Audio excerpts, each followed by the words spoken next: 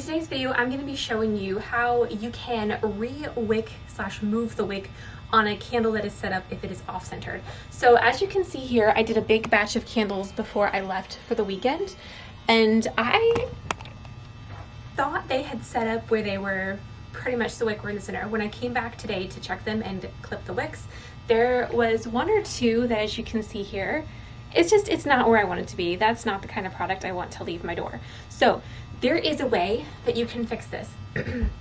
So the way I do is I take my thermometer and I take here.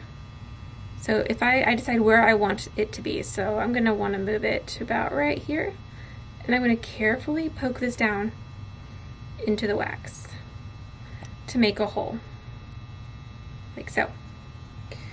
And then what I'm going to do is I'm going to gently being the very key word there, slide this over. You can sometimes use the wick on the thermometer to kind of push on the other side. If you pull too much and too hard, you will pull your wick out. You don't want to do that. So it's just a minor correction that I'm doing just to get it a little bit over to where it's going to be in the center. Now with my heat gun, I'm going to go in and I'm going to gently melt off the top. Remelt the top so that way it'll form into those holes.